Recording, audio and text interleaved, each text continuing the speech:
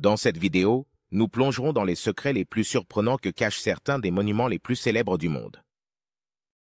Tout au long de ce parcours, nous explorerons le sens derrière des sculptures iconiques jusqu'aux passages secrets que presque personne ne connaît.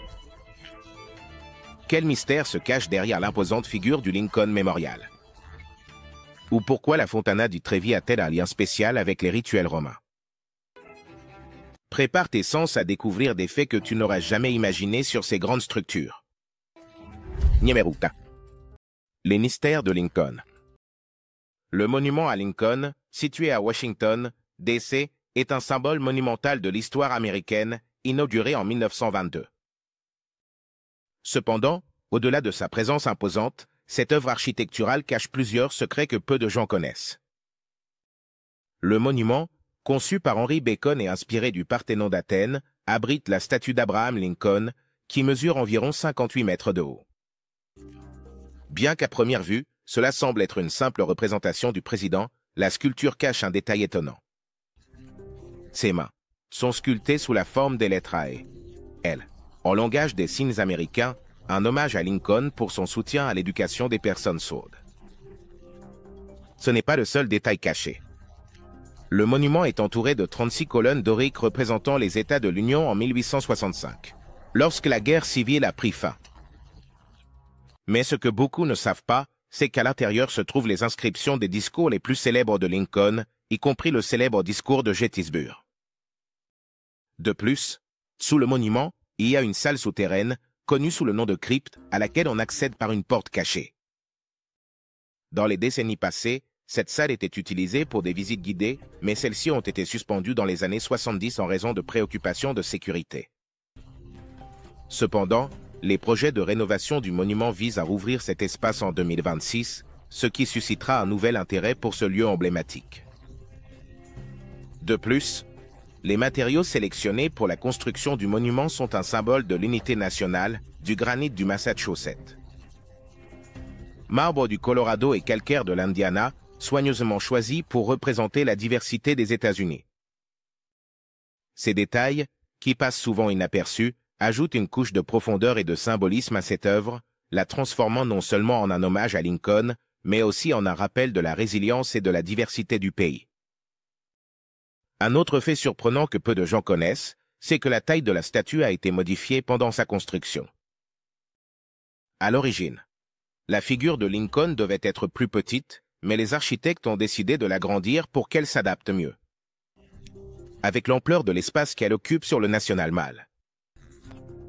Cet ajustement a non seulement amplifié la présence de la statue, mais a également permis à son sens de se projeter avec plus de force vers tous ceux qui la contemplent. Enfin, un fait curieux qui est souvent négligé, c'est que, sur les colonnes extérieures, se trouvent les noms des 50 États actuels de l'Union, ainsi que les dates auxquelles ils ont rejoint le pays. Ce détail a été ajouté en 1924, 2 ans après l'inauguration du monument.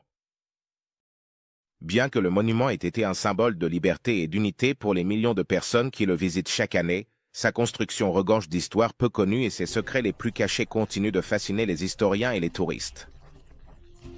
Ainsi, le monument à Lincoln n'est pas seulement une imposante structure en marbre, mais un espace chargé de symbolisme, d'histoire et de détails cachés qui se connectent directement aux idéaux que Lincoln a défendus durant sa vie. Ces mystères, cachés sous la surface, le rendent encore plus fascinant. Invitons ceux qui le visitent à regarder au-delà de l'évident et à découvrir les secrets que cette merveille architecturale a à offrir.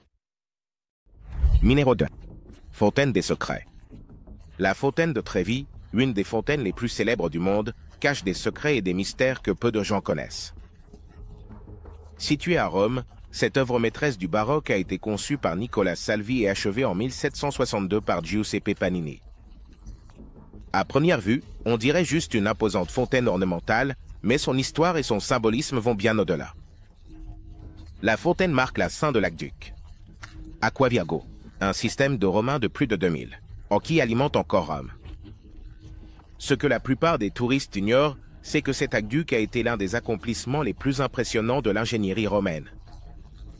Et elle reste un symbole de la grandeur de Rome. Un des secrets les plus fascinants de la fontaine de Trevi est lié à son nom. Elle dérive du mot latin trivium, qui signifie l'intersection de 3 rues. Ce fait reflète l'emplacement exact de la fontaine à une croisée au cœur de Rome, ce qui en a fait historiquement un point de rencontre clé. Mais la véritable magie de la fontaine réside dans sa tradition. Selon la légende, jeter une pièce de monnaie de la main droite par-dessus l'épaule gauche te garantit de revenir à Rome. Ce rituel, qui est aujourd'hui une activité touristique populaire, a un arrière-plan encore plus intéressant. Chaque année, environ 4 000 $ sont récoltés en pièces jetées, qui sont utilisées pour aider les résidents les moins fortunés de la ville. Cette donnée méconnue donne un nouveau sens à cette coutume, qui va au-delà d'un simple désir de revenir.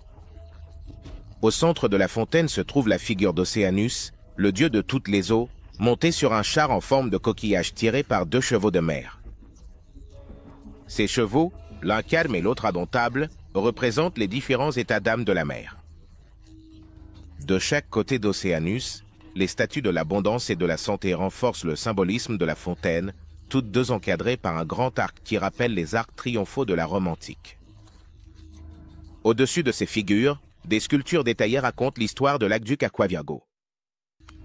Une scène notable montre une jeune vierge indiquant aux soldats romains la source d'eau, une légende qui a donné son nom à l'aqueduc. Une autre scène représente Agrippa, le général romain, qui a ordonné la construction de l'aqueduc. En plus de son symbolisme mythologique et de son rôle fonctionnel dans l'approvisionnement en eau, la fontaine de Trévi a été témoin d'innombrables moments historiques et culturels.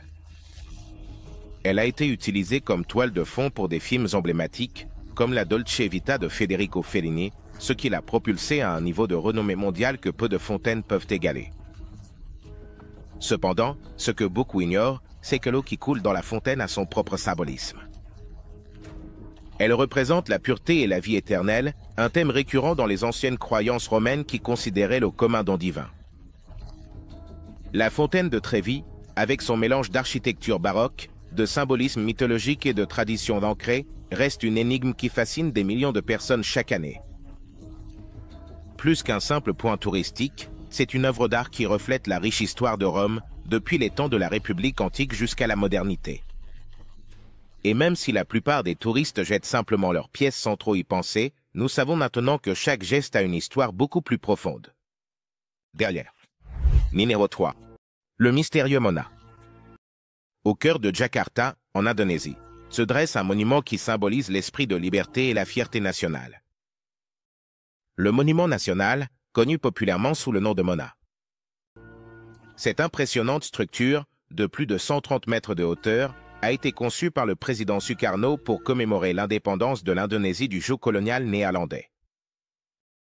Cependant, ce que beaucoup ne savent pas, c'est que le monument d'Indonésie n'est pas seulement une œuvre d'architecture monumentale, mais qu'il est chargé de symbolisme profond et de secrets cachés. Le design de Mona combine des éléments traditionnels de la culture indonésienne avec des influences modernistes, ce qui crée une structure unique en son genre.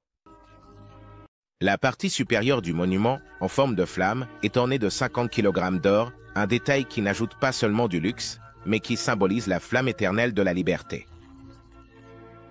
Le monument a été construit entre 1961 et 1975 et sa forme d'obélisque. Elle s'inspire des anciennes traditions architecturales d'Indonésie qui ont toujours valorisé l'équilibre et la dualité de la nature. Mais au-delà de son esthétique imposante, Mona est aussi un musée vivant. À sa base se trouve un musée souterrain qui abrite des images et des expositions dédiées au mouvement d'indépendance de l'Indonésie. Ce musée n'est pas très connu des touristes, mais il renferme des détails fascinants sur la lutte contre le colonialisme, ainsi que des artefacts historiques que l'on ne trouve nulle part ailleurs. Les visiteurs qui décident d'explorer cette partie du monument découvrent un aspect plus intime et personnel de l'histoire de l'Indonésie, ce qui rend l'expérience de visiter Mona beaucoup plus enrichissante. Ce que peu de gens savent, c'est que Mona, en plus d'être un monument patriotique, dispose également d'un ascenseur qui emmène les visiteurs à une plateforme d'observation au sommet de l'obélisque. De là-haut, on peut profiter d'une vue panoramique de Jakarta qui inclut des lieux emblématiques comme le palais présidentiel et le parc Merdeka. Ce fait de Mona l'un des points touristiques les plus populaires, tant pour les locaux que pour les visiteurs internationaux, et sa plateforme d'observation offre une perspective unique sur la capitale indonésienne. le symbolisme de Mona ne s'arrête pas là. La base du monument est entourée d'un oasis vert au milieu de la ville animée, ce qui renforce l'idée que la liberté et la nature doivent coexister en harmonie. Cet espace est utilisé par les habitants de Jakarta pour diverses activités, allant des pique-niques aux manifestations politiques, ce qui renforce son rôle en tant que véritable centre de vie et de communauté. Enfin, il est important de souligner que Mona n'est pas seulement un monument qui commémore le passé, mais aussi un symbole de l'avenir prometteur de l'Indonésie. Au fil des ans, plusieurs projets de restauration ont été réalisés pour le maintenir dans sa gloire d'origine, et on espère qu'il continuera d'être un icône de l'indépendance et de la fierté nationale pendant des générations. Mona, avec son mélange d'architecture symbolique, de musée historique et de vues panoramiques, est bien plus qu'une simple attraction touristique. C'est un rappel constant de la lutte pour la liberté et un témoignage de l'esprit indomptable de l'Indonésie. Numéro 4. L'Enodle. De Versailles. À environ 12 km et demi au sud-ouest de Paris, se trouve l'une des merveilles les plus éclatantes de la monarchie française, le Palais de Versailles.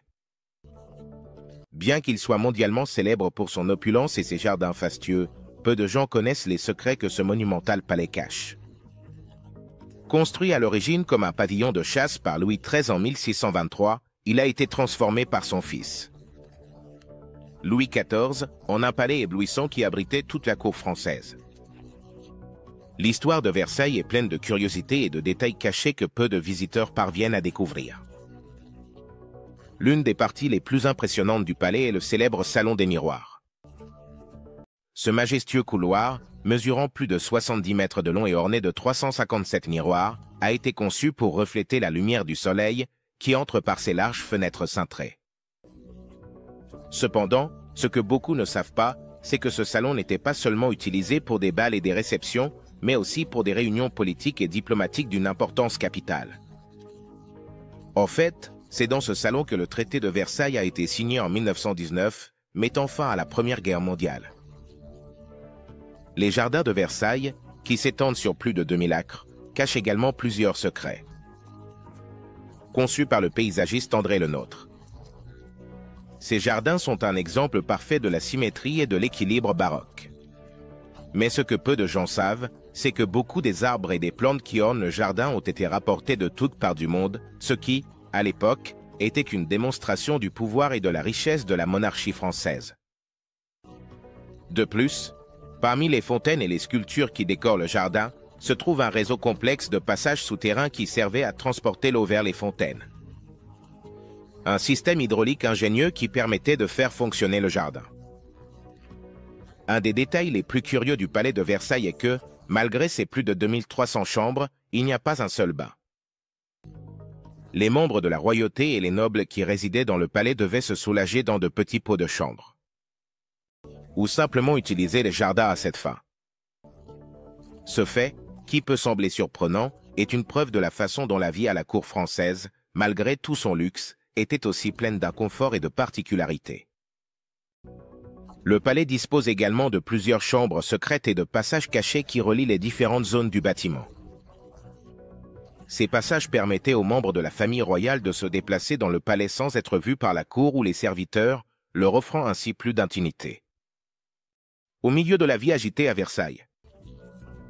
L'un des endroits les plus intéressants est le Petit Trianon, un petit palais situé dans les jardins qui était utilisé comme retraite privée par la reine Marie-Antoinette. Ici, la reine pouvait échapper aux exigences de la vie à la cour et profiter d'un peu de tranquillité, bien qu'on disait aussi qu'elle utilisait l'espace pour des rencontres secrètes. Finalement, Versailles est devenu un lieu de vie. Il reste un symbole de la grandeur de la monarchie française et un témoignage de l'opulence qui a caractérisé la cour de Louis XIV. Au fil des siècles, il a été le témoin de certains des événements les plus importants de l'histoire de France, et sa beauté et sa majesté continuent d'attirer des millions de visiteurs chaque année. Cependant, derrière son éclat, Versailles cache un réseau de secrets que seuls ceux qui osent aller au-delà de la surface peuvent découvrir. Numéro 5. Le mystère de la pyramide cachée. Quand on pense aux pyramides, l'image qui nous vient généralement à l'esprit, c'est celle de la grande pyramide de Gizeh, l'une des 7 merveilles du monde ancien.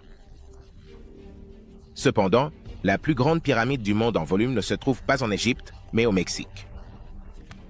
Il s'agit de la grande pyramide de Cholula, située dans l'état de Puebla. Ce colossal monument, connu en nahuatl sous le nom de Tlaxihualtepet, est resté caché à la vue de tous pendant des siècles en raison de son camouflage naturel, car il a été recouvert de terre et de végétation, ce qui lui donne l'apparence d'une colline. Ce qui est le plus surprenant avec cette pyramide, c'est qu'elle a une base 4 fois plus grande que celle de la grande pyramide de Gizeh. Elle mesure environ 1500 pieds de large et a une hauteur de 217 pieds. Cependant, la plupart des visiteurs de Cholula ne réalisent pas qu'ils se tiennent sur une pyramide. Au sommet de cette structure monumentale se trouve l'église de Notre-Dame des Remèdes, construite par les conquistadors espagnols au XVIe siècle. Les conquistadors ont érigé l'église comme une manière d'imposer la suprématie religieuse chrétienne sur les anciennes croyances mésoaméricaines. Ce qui est aussi fascinant, c'est le processus de construction de la pyramide. Au cours de plus de 1000 ans, différentes civilisations ont construit des couches successives sur la structure originale. Ainsi, la grande pyramide de Cholula est en réalité une pyramide composée de 6 structures superposées, chacune construite sur l'autre. Cette pratique architecturale était courante dans les cultures mésoaméricaines et chaque civilisation qui arrivait dans la région. Elle ajoutait sa propre couche, élargissant la pyramide jusqu'à en faire le colossal monument qu'elle est aujourd'hui. L'intérieur de la pyramide est tout aussi fascinant. Un labyrinthe de tunnels traverse ses entrailles, dont certains ont été ouverts au public pour exploration. Ces tunnels permettent aux visiteurs de pénétrer au cœur de cette merveille archéologique, offrant une vue unique de sa structure complexe. En fait, le site archéologique de Cholula est l'un des rares endroits où les visiteurs peuvent marcher à l'intérieur d'une pyramide et explorer ses couches internes. Malgré sa taille immense, la grande pyramide de Cholula a longtemps été éclipsée par ses homologues égyptiennes. Cependant, son importance dans l'histoire mésoaméricaine est indéniable. C'était un important centre religieux et culturel pour les civilisations précolombiennes, et sa construction reflète non seulement l'habileté architecturale de ces peuples, mais aussi leur profond respect pour la nature et la spiritualité. Curieusement, au fur et à mesure que les archéologues ont déterré des parties de la pyramide, ils ont également découvert des artefacts et des peintures murales qui offrent un aperçu des pratiques religieuses et culturelles des anciennes civilisations qui ont habité Cholula. Numéro 6. Les mystères de Big Ben. Le Big Ben, l'un des monuments les plus emblématiques de Londres, n'est en réalité pas le nom de la tour qui le soutient, mais celui de la cloche qui se trouve à l'intérieur. La tour, officiellement connue sous le nom de la tour Élisabeth. Elle a été achevée en 1859 et est un exemple emblématique de l'architecture néogothique victorienne. Avec une hauteur de 96 mètres, cette structure s'élève majestueusement au-dessus de la rivière Thames et est reconnue dans le monde entier comme un symbole de la ville de Londres. Un des secrets les plus curieux de cette structure est que, contrairement à ce que beaucoup croient, la précision de l'horloge ne dépend pas seulement de la technologie de l'époque, mais aussi d'une méthode plus rudimentaire, des pièces de monnaie. Le pendule de l'horloge peut être ajusté en ajoutant ou en retirant d'anciennes pièces de monnaie britanniques, ce qui modifie son centre de masse et permet d'affiner sa précision. Cette méthode, malgré sa simplicité, s'est révélée extrêmement efficace. Et l'horloge de la tour Élisabeth est célèbre pour sa précision. Un autre aspect fascinant du Big Ben est la façon dont il a été conçu pour résister aux éléments. Les cadrans de l'horloge, qui mesurent 7 mètres de diamètre, sont en fonte et disposent d'aiguilles en fer qui s'illuminent la nuit, ce qui permet de les voir de loin. De plus, la tour a supporté des bombardements pendant la Seconde Guerre mondiale, ce qui ajoute une couche d'histoire à sa déjà riche narration. Mais la tour Élisabeth cache encore plus de secrets à l'intérieur. À sa base, il y a une petite salle de prison revêtue de panneaux de chêne, qui a été utilisée pour la dernière fois en 1880. Pour arrêter un membre du Parlement qui a refusé de prêter serment de loyauté à la reine Victoria. Aujourd'hui, cette salle est utilisée comme entrepôt, mais son histoire en tant que prison ajoute une touche intrigante au monument. Un des aspects les moins connus de la tour est qu'il y a un lien avec la science. En 1976, Le Big Ben a cessé de fonctionner temporairement en raison d'une panne du mécanisme de l'horloge. Numéro 7. L'énigme de l'île de Pâques. L'île de Pâques, ou Rapa Nui, est l'un des endroits les plus mystérieux du monde, en grande partie, à cause des presque 1000 statues de pierre, connues sous le nom de Moai, qui sont dispersées à travers l'île. Ces figures monolithiques, sculptées par le peuple Rapa Nui entre 1400 et 1650, ont déconcerté les chercheurs pendant des siècles en raison de leur taille colossale et de leur design particulier. Un des plus grands mystères entourant les Moai est comment ils ont été transportés à travers l'île. Certaines des plus grandes statues atteignent une hauteur de plus de 10 mètres et pèsent jusqu'à 80 tonnes. Les théories sur la façon dont les anciens habitants de l'île parvenaient à déplacer ces figures gigantesques vont de l'utilisation de rouleaux en bois. Même la possibilité de marcher sur les statues à l'aide de cordes et la coordination de plusieurs équipes de personnes. Curieusement, la plupart des Moai ne sont pas seulement des têtes, même si c'est ainsi qu'ils apparaissent à première vue. En fait, beaucoup de statues ont des corps complets qui ont été enterrés jusqu'au cou à cause de l'érosion et du passage du temps. Ces corps, lorsqu'ils sont déterrés, montrent des sculptures intriquées et des détails qui passent souvent inaperçus pour le visiteur moyen. Les mains, les dos et les jambes des Moai. Elles sont décorées de symboles qui avaient probablement une signification religieuse ou sociale pour les anciens habitants de l'île. Ce qui est encore plus surprenant, c'est qu'il a été découvert que les Maoris ne regardent pas seulement vers l'intérieur de l'île. Mais ils sont également placés stratégiquement sur des plateformes de pierre appelées ajus, qui auraient servi de centre cérémoniel. L'orientation des statues, le dos tourné vers la mer et le visage tourné vers l'intérieur de l'île, suggère que les Maoris jouaient un rôle protecteur pour les habitants de Rapa Nui, veillant peut-être sur la terre et ses ressources. Cependant, les Moai ne sont pas seulement des témoins de la grandeur de la culture Rapa Nui, mais aussi de son éventuel effondrement. On pense que la construction massive de ces statues, ainsi que la déforestation intensive nécessaire pour les transporter, a contribué à une catastrophe écologique qui a laissé l'île incapable de soutenir sa population. Numéro 8.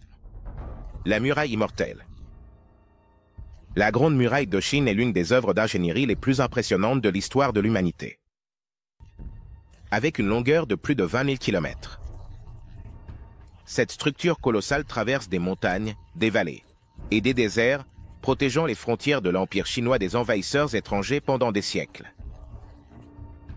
Cependant, ce que beaucoup ne savent pas, c'est que la muraille, telle que nous la connaissons aujourd'hui, n'a pas été construite en un seul effort, mais sur plus de 2000 ans, à travers plusieurs dynasties, chacune ajoutant son propre tronçon.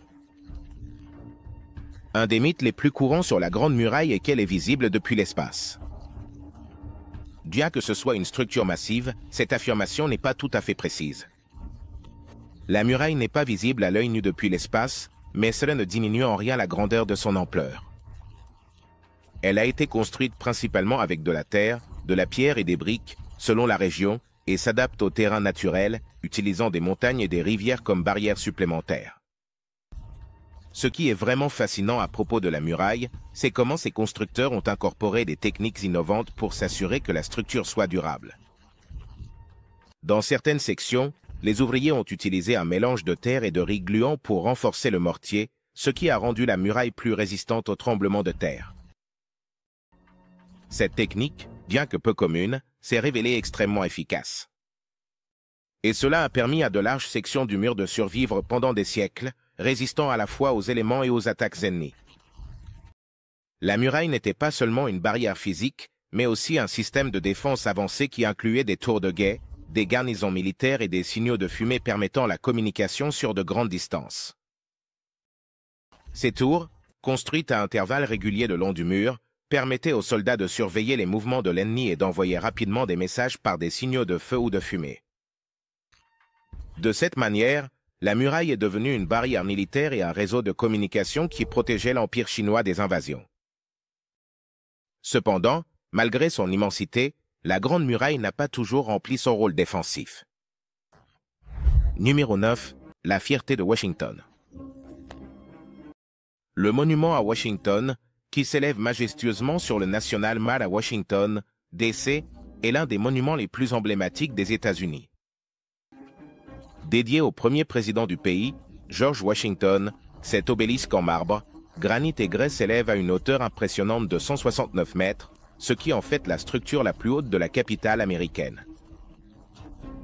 La construction du monument a commencé en 1848, mais son achèvement a été retardé de plusieurs années en raison de difficultés financières et de la guerre civile.